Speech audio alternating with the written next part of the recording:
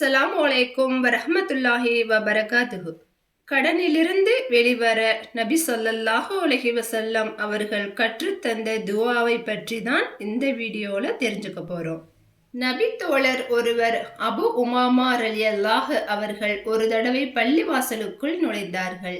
இதை பார்த்த நபி ஸல்லல்லாஹு அலைஹி வஸல்லம் அவர்கள் அபு உமாமாவை, தொழுகை இல்லாத இந்த நேரத்தில் பள்ளியினுள் அமர்ந்திருக்கிறீர்களே, என்ன விஷயம் என்று கேட்டார்கள்.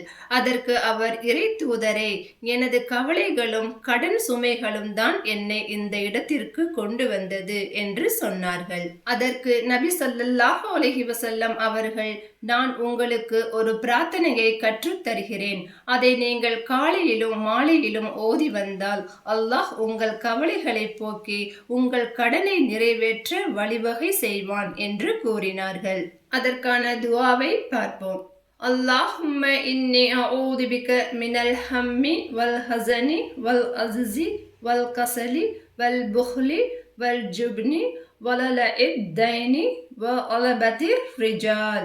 இந்த துஆவிற்கான பொருள்: இறைவா, நான் உன்னிடம் கவலை, துக்கம், இயலாமை, சோம்பேறித்தனம், கோழைத்தனம், கஞ்சத்தனம், கடன் சுமை, மனிதர்களின் அடக்குமுறை ஆகியவற்றிலிருந்து பாதுகாப்பு தேடுகிறேன். இந்த பிரார்த்தனையை அபு உமாமா ரலியல்லாஹு அன்ஹு அவர்கள் காலையிலும் மாலையிலும் ஓதி வந்தார். இறைவன் அவரின் கவலையையும் கடனையும் போக்கினான். எனவே இந்த துஆவை கடன் பெற்ற அனைவரும் காலையிலும் மாலையிலும் ஓதி அல்லாஹ்விடத்தில் கண்ணீர் விட்டு கேட்டால் அல்லாஹ் நிச்சயமாக நிறைவேற்றுவான். நாம் அனைவருக்கும் அல்லாஹ் கடனில்லாத வாழ்க்கையை தந்தருள்வானாக.